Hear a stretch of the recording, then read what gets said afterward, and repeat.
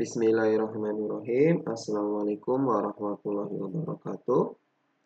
Dalam kesempatan kali ini kita akan membahas tentang penurunan rumus regresi linier sederhana. Oke, langsung saja kita mulai. Awalnya kita memiliki data, ya. Kita memiliki data, yaitu data X dan variabel X dan variabel Y. Misalkan yang bawah ini variabel X dan variabel Y. Nah, pasangan X dan Y itu kita gambarkan dalam diagram pencar berikut. Nah, jadi ini misalkan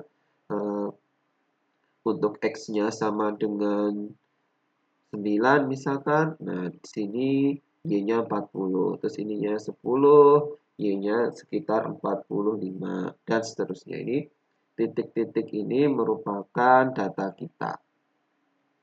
Nah, selanjutnya kita akan membuat garis untuk mendekati hubungan antara variabel X dan variabel Y itu.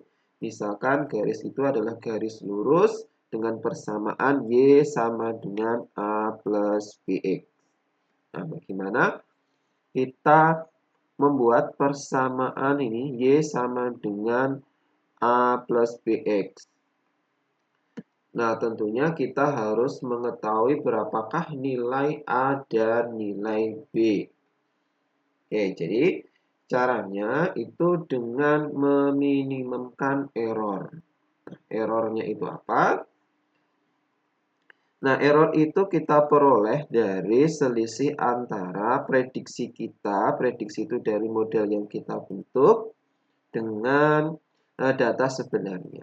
Nah, misalkan ini untuk titik yang pertama ini ya dia errornya ya kecil ya, karena data sebenarnya sama garis yang kita bentuk, yang kita garis prediksi kita itu menempel, maka ini hampir akurat. Tapi dia masih di atasnya sedikit ya, nggak pas di garis ini. Ini juga ya di atasnya sedikit. Nah, tapi berbeda dengan titik yang ini. Nah, titik yang ketiga ini dia ada errornya cukup besar, yaitu ini Y-topi. Y-topi itu merupakan prediksi kita. Ya, nah, ini prediksi kita Y-topi. Nah, lalu Y ini merupakan data. Nah, ini dari data aslinya itu Y. Maka ada selisih antara Y-topi dengan Y itu ini E. Nah, E ini kita sebut sebagai error. Jadi kita definisikan error sama dengan Y min Y-topi. Nah, demikian juga titik keempat, ini juga ada error terhadap prediksi kita. Titik kelima ada errornya juga. Nah, dan seterusnya. Nah, tujuan kita nanti akan membentuk atau akan mencari nilai dari A dan B itu supaya kuadrat errornya minimum. Kenapa errornya harus kita kuadratkan? Nah, karena error tadi kita definisikan Y atau data kita dikurangi Y-topi. Y-topi itu prediksi kita dari model. Nah, karena ini nanti akan ada dua kemungkinan. Yang pertama bahwa Y itu lebih besar nilainya dari Y-topi. Misalkan di sini. Titik ini merupakan nilai Y atau datanya. Nah, padahal Y-topinya dia di sini. Nah, ini Y-topi.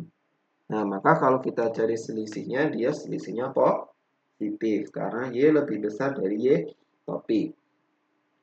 Maka ini errornya positif. Berbeda dengan titik di sini misalkan. Nah, ini Y-topinya di sini. Y-topinya di sini. Untuk Y-nya dia di bawah. Nah, maka kalau kita cari selisihnya ini, Y dikurangi sama Y-topi, maka errornya dia negatif. Errornya negatif.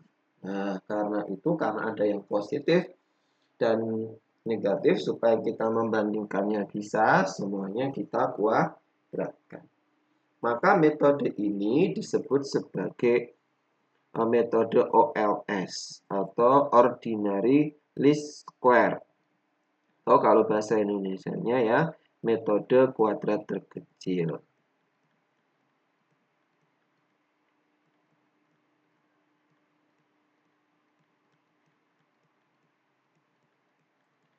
Nah, yang akan kita minimalkan nanti error kuadratnya itu ya. Misalkan errornya itu R ya. Misalkan errornya itu R. Maka yang akan kita minimumkan itu R, yaitu sigma I dari 1 sampai N EI kuadrat. Jadi karena tadi kita punya data sebanyak N, maka dari data sebanyak N itu yang kita prediksi dari model pasti ada errornya. Maka kita jumlahkan error dari 1 sampai ke N. Atau nanti bisa kita tuliskan jadi YI. YI itu merupakan data asli kita. Ini YI. Lalu dikurangi sama model kita ya. Model kita tadi A plus BX. Nah, maka ini jadi min A topi min B topi XI. Terus nanti errornya tadi dikuadratkan. Oke, nah sekarang bagaimana menentukan nilai A dan B itu tadi? Menggunakan fakta bahwa kita harus meminimumkan si error kuadrat tersebut. Oke, kita bahas.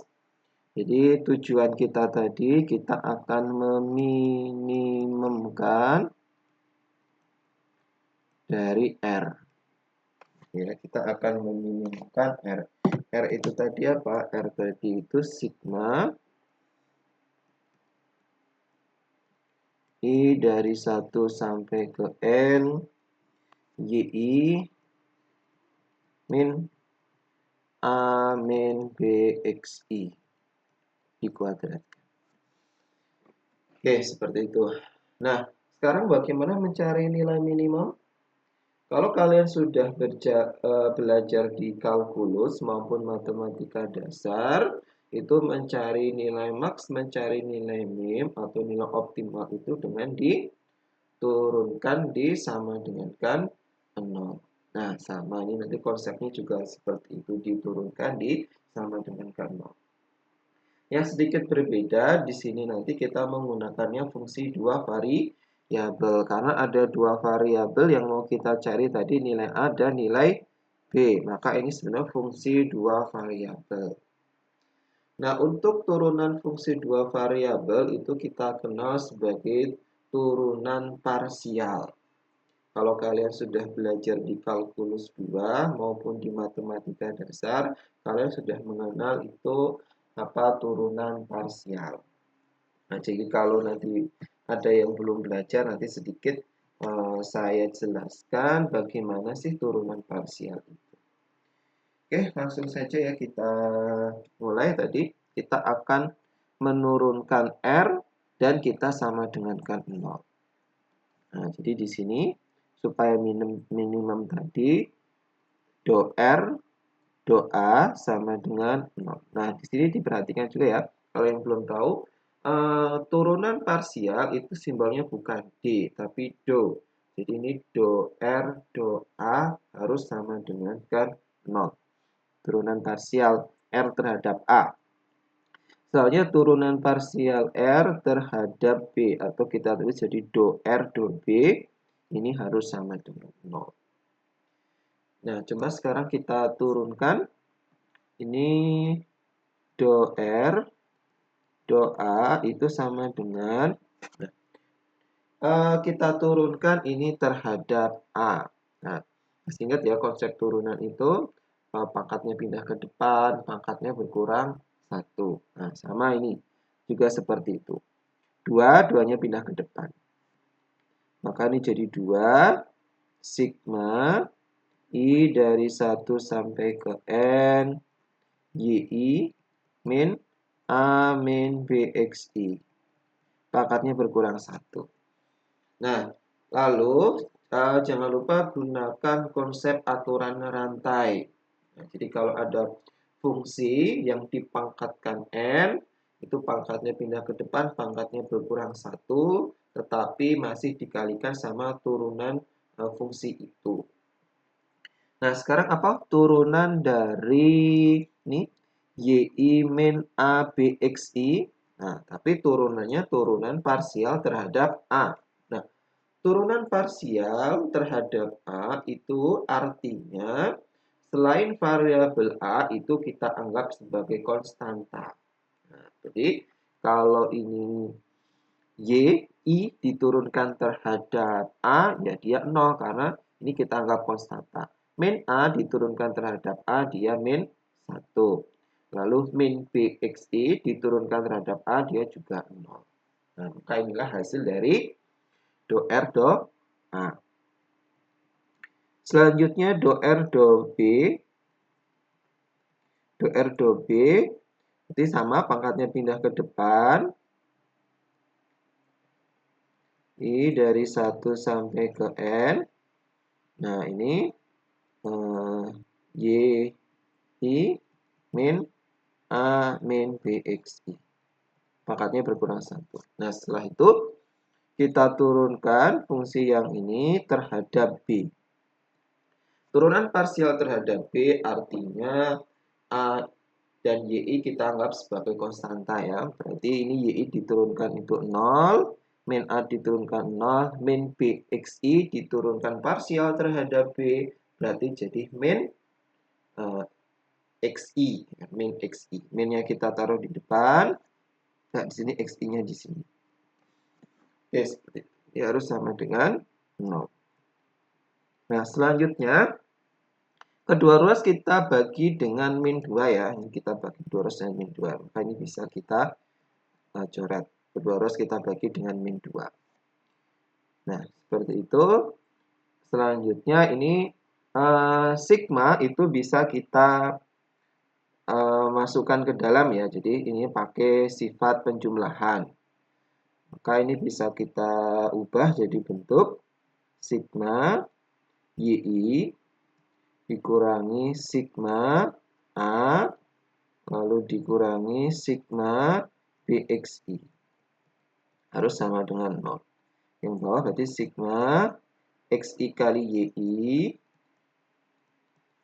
dikurang sigma AXI dikurang sigma BXI dikuadratkan. BXI kuadrat. Oke, seperti itu. Nah, selanjutnya kita gunakan sifat-sifat dari sigma ya. Sifat-sifat dari sigma. Itu diingat-ingat lagi kalau kita punya sigma I dari 1 sampai N. Ini konstanta, maka dia jadi hasilnya KN. Lalu yang kedua, kalau ada sigma I dari 1 sampai ke N, ini misalkan K kali XI, nah K-nya itu bisa kita pindahkan ke depan. K kali, jadi ini kalau untuk K itu suatu konstanta ya, maka ini K kali sigma I dari 1 sampai N XI. Nah, seperti itu nanti sifat yang akan kita pakai. Oke, sekarang kita gunakan sifat ini. Sigma YI. Nah, sigma YI berarti dia tetap ya sigma YI yang kita ubah ini. Sigma A. Nah, jadi sebenarnya kalau ini kita lengkapi kan sebenarnya A itu ini dari I dari 1 sampai N ya kalau kita lengkapi. Nah, selain itu kita kumpulkan jadi satu ya. Ini misalkan kita pindah ruas ke kanan. Jadi supaya positif. Jadi yang ada A dan B kita kumpulkan dalam satu ruas. Yang ada Y yang tidak ada A dan B kita kumpulkan jadi satu ruas. Misalkan ini kita pindah ruas ke kanan. Maka ini kita peroleh sigma A ini tadi sama aja AN ya karena A itu konstanta. Maka ini kita tulis di sini AN. Lalu dipindah yang BI-nya berarti min. Nah, B tadi bisa pindah ke depan sigma ya karena dia konstanta. Maka ini ini plus ya. B kali sigma XI sama dengan sigma YI. Oke, selanjutnya yang bawah A kita keluarkan A kali sigma XI ditambah B kali sigma XI kuadrat. Harus sama dengan sigma XI kali Y. Nah, ini kita peroleh sistem persamaan linier dua persamaan dua variabel. Nah, jadi variabel yang tidak diketahui di sini A dan B. Nah, cara penyelesaiannya kalian bisa menggunakan eliminasi substitusi atau bisa juga menggunakan matriks, yaitu nanti menggunakan determinan. Kita gunakan matriks saja yang lebih mudah ya. Coba ini sekarang kita ubah ke bentuk matriks. Maka ini bisa kita tulis jadi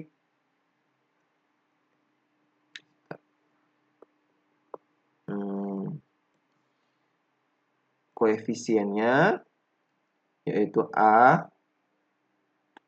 ini berarti N ya, N. Terus ini sigma XI, ininya sigma XI, ini berarti sigma XI kuadrat. Oke, terus dikali sama AB ini yang mau kita cari, AB.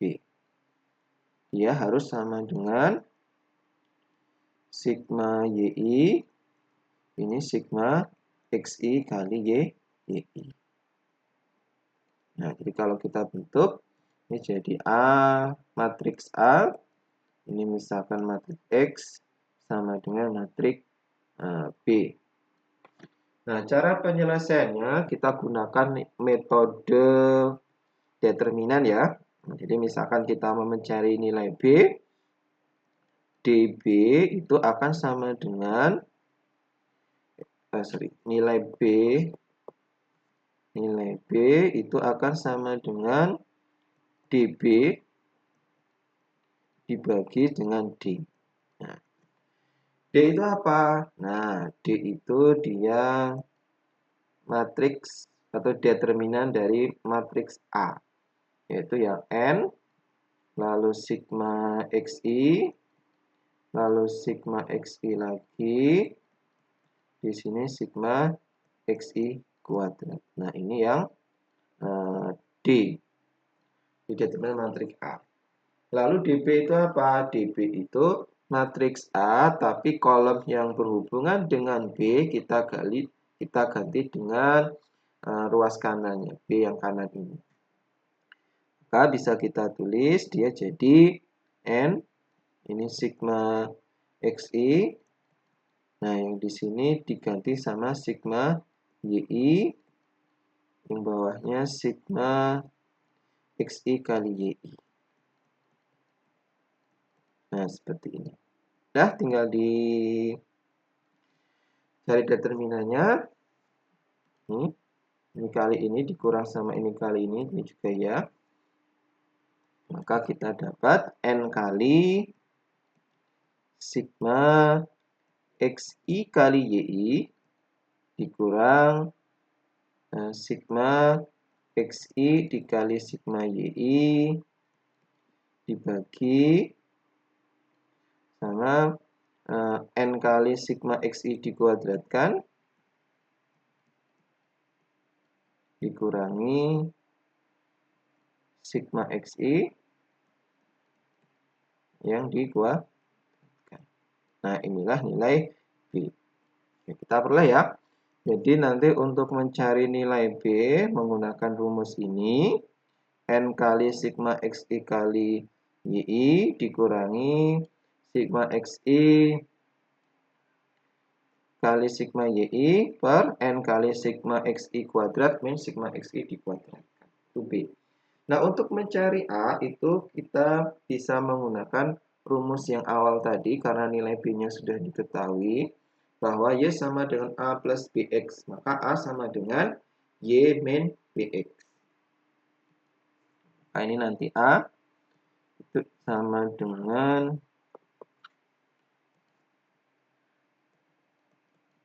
Y min BX. Nah, di dalam hal ini X sama Y-nya itu rata-ratanya. B yang sudah kita peroleh di rumus sebelumnya. Oke, sudah diperoleh ya rumus regresi linear Y sama dengan A plus BX, rumus A-nya ini, rumus B-nya ini. Nah, selanjutnya akan kita bahas juga bentuk rumus lain dari regresi linear ini untuk mencari A dan B. Jadi ada di beberapa buku statistika rumus untuk mencari nilai A dan nilai B itu bentuknya berbeda. Nah, salah satunya di sini di buku statistika dituliskan kalau B itu bisa kita peroleh dari sigma I dari 1 sampai N XI min X bar dikali YI min Y bar dibagi sigma I dari 1 sampai N XI dikurangi Y bar dikuadratkan. Nah, akan kita buktikan kali ini bahwa rumus ini sebenarnya sama dengan rumus sebelumnya yang sudah kita peroleh. Caranya kita jabarkan dulu nih. Ini sama dengan sigma. Nah, kita jabarkan dulu ya, XI kali YI.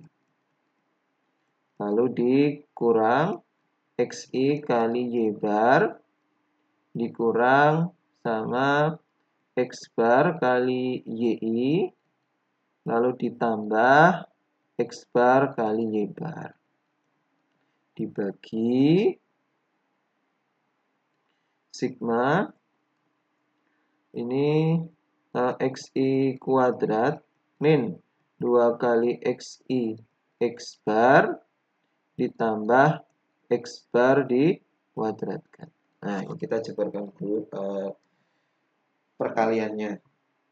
Nah, kalau sudah kita pecah gitu ya, sigma tadi bisa kita pecah untuk penjumlahannya. Maka ini kita pecah, jadi sigma XI YI dikurang sigma XI Y bar min sigma X bar YI plus sigma X bar Y bar dibagi sama sigma XI kuadrat min 2 kali sigma XI kali X bar ditambah sigma X bar dikuadratkan. Oke, seperti itu. Nah, selanjutnya kita manipulasi yang ada sigma XI dan sigma YI-nya itu kita bagi dengan N, terus kita kali dengan N. Atau dikalikan dengan 1, satunya itu N per N. Kan bisa kita tulis nih, sigma XI kali YI dikurangi, nah ini kita munculkan N ya, N sigma XI per N dikali Y bar dikurangi, ini kita munculkan lagi N kali sigma YI per N dikali X bar ditambah ini tetap sigma X bar Y bar dibagi dengan sigma XI kuadrat min, nah ini juga kita munculkan, berarti 2N sigma XI min N X bar ditambah sigma X bar dikuadratkan. Oke, ya. Selanjutnya kita gunakan rumus bahwa sigma XI per N itu sama aja X bar. Maka ini bisa kita ganti sama dengan sigma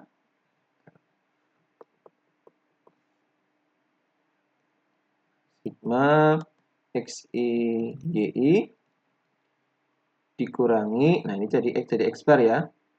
X bar dikali sama Y bar.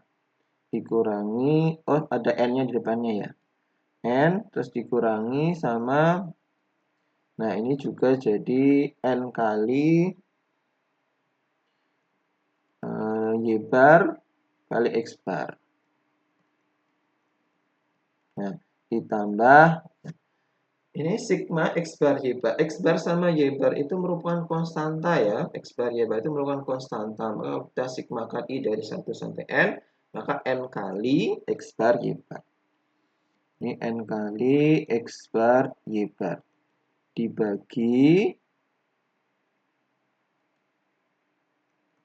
sama yang bawah. Yang bawah itu sigma XI kuadrat min. Nah ini sigma XI per N itu jadi X bar, maka 2N.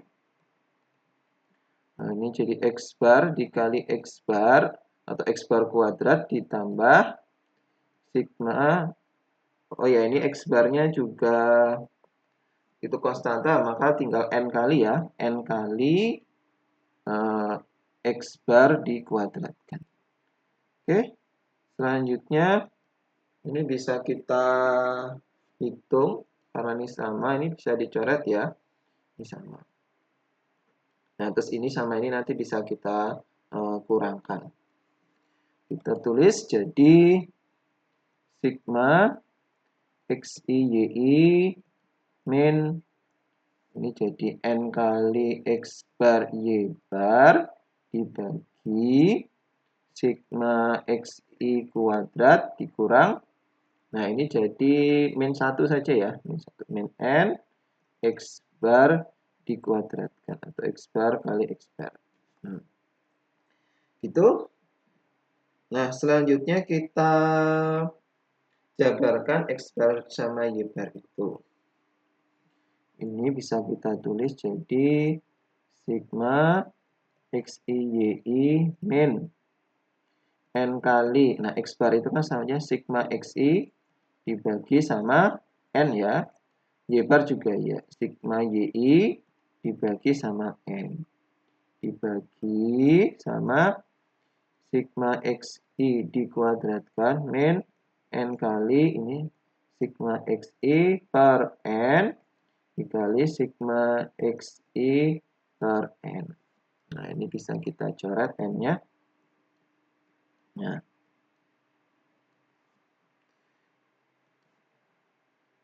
seperti itu. Soalnya seper N-nya bisa kita keluarkan ya. Ini karena ini ada per N-nya bisa kita keluarkan. Maka ini jadi 1 per N, kurung buka, berarti ini harus dikali sama N. Sigma XI YI dikurang, ini berarti sigma XI kali sigma YI dibagi sama 1 per N. Ini berarti N kali sigma XI dikuadratkan min. Ini berarti sigma XI kali sigma XI atau sigma XI dikuadratkan. Nah, tinggal kita coret nilai dari 1 per N-nya. Terakhir, kita peroleh nilai B sama dengan N kali sigma XI YI dikurang sigma XI kali sigma YI dibagi dengan N kali sigma XI kuadrat dikurangi sigma XI dikuadratkan. Nah, ini ya diperoleh rumusnya. Nah, kalau kita perhatikan ini sama persis ya. Sama, kita sudah menunjukkan ini sama dengan rumus kita di awal tadi. Nah, ini sama. Rumus yang awal sama rumus yang kedua ternyata kalau kita jabarkan sama. Maka terbukti bahwa rumus yang kedua ini sama dengan rumus yang pertama tadi. Untuk kalian nanti bisa menggunakan salah satu. Boleh rumus yang pertama, boleh. Atau pakai rumus yang kedua. Sekian pembahasan kali ini, semoga bermanfaat. Wassalamualaikum warahmatullahi wabarakatuh.